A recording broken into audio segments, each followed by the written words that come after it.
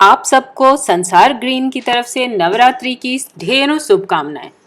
हम आपको संसार ग्रीन में हमेशा कुछ नई तरह की जानकारियां देते हैं और इसी कड़ी को आगे बढ़ाते हैं। आज हम जानेंगे कि नवरात्रि में आपको कौन कौन से पौधे लगाने चाहिए जिनको लगाना शुभ माना जाता है।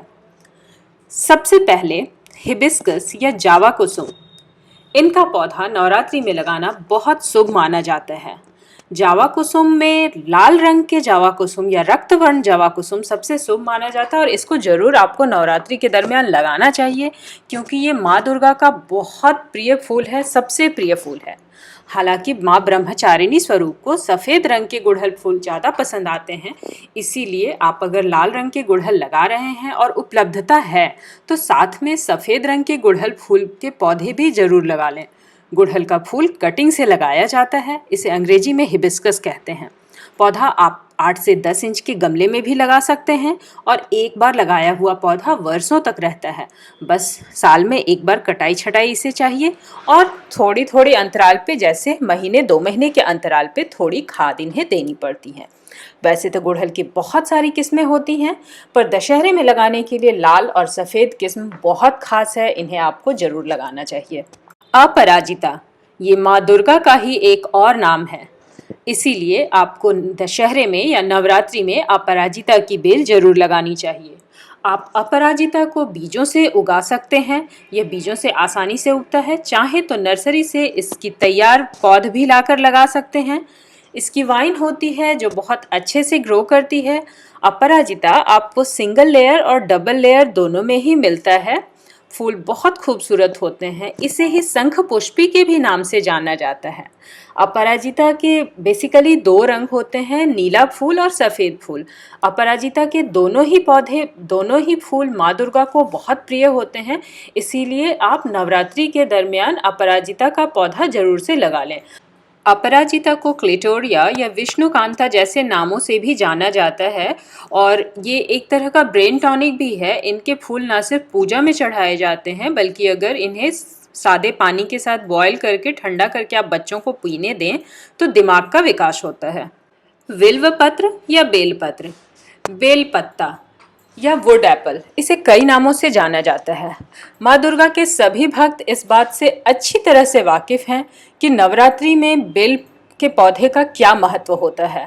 माँ को विशेष तौर से आमंत्रण देने के लिए हम बेल के ही पौधे के पास जाते हैं, बेल के ही तना के पास जाके माँ को फॉर्मल इनविटेशन दिया जाता है कि माँ आप हमारे यहाँ आएँ।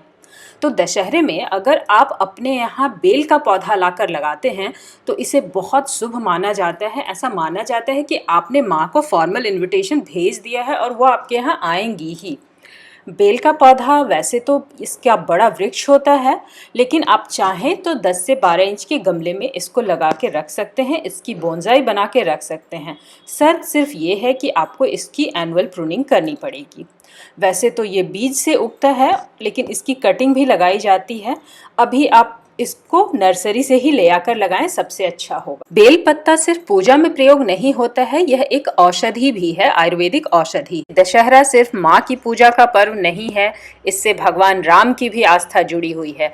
इसीलिए नवरात्रि में आपको शिवली या पारिजात के पुष्प जरूर लगाने चाहिए, पारिजात पुष्प का पौधा जरूर लगाना चाहिए।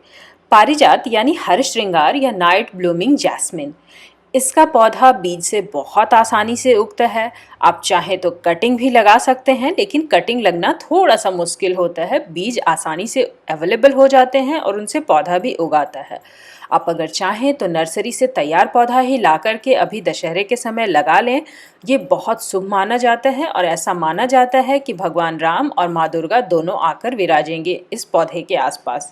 पारिजात पौधे को लगाने के लिए आपको 10 से 12 इंच के गमले की ज़रूरत पड़ेगी और गमले को ऐसी जगह रखें जहां 2 घंटे की कम से कम रोज़ाना धूप इसे मिल पाए, तो फिर इसमें फ्लावरिंग भी आसानी से होगी। और अभी जाड़े का दिन आएगा, इसके बाद जाड़े में इसमें बहुत अच्छी फ्लावरिंग होती है।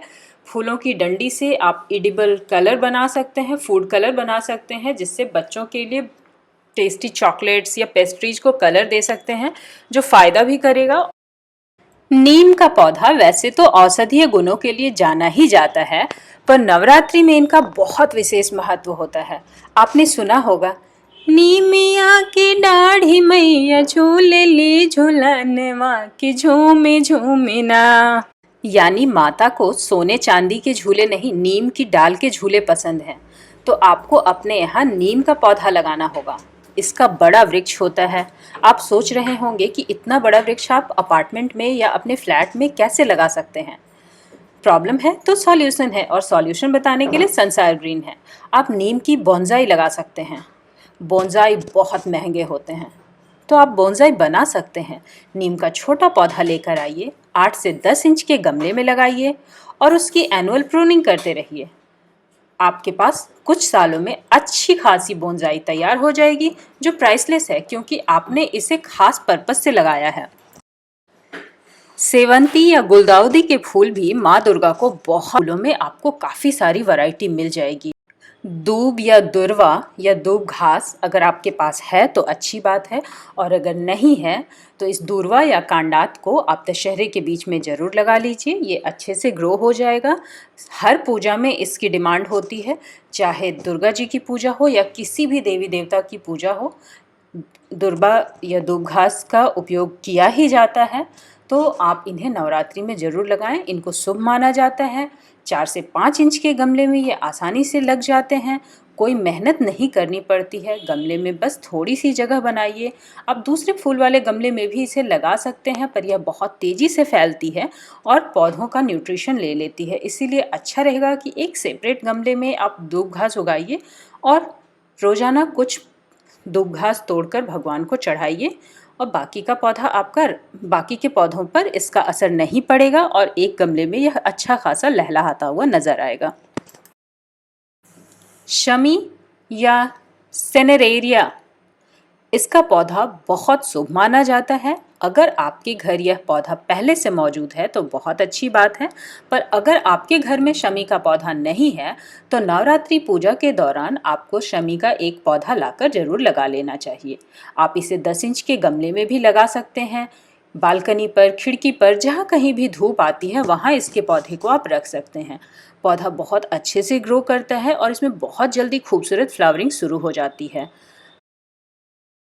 और अंत में पान, क्योंकि पान हर पूजा की शुरुआत में भी इस्तेमाल किया जाता है और पूजा के अंत में भी पान का ही भोग लगाया जाता है।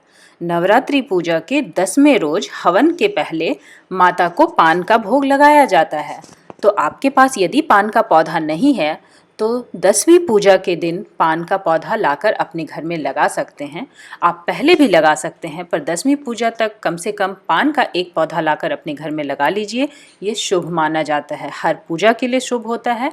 और इंडोर प्लांट है, इसे धूप में रखने की कतई ज़रूरत नहीं है। आप 8 से 10 इंच के गमले में भी इसे लगा सकते हैं। बस वेल ड्रेन पॉट होना चाहिए, धूप की ज़रूरत इसे नहीं पड़ती है।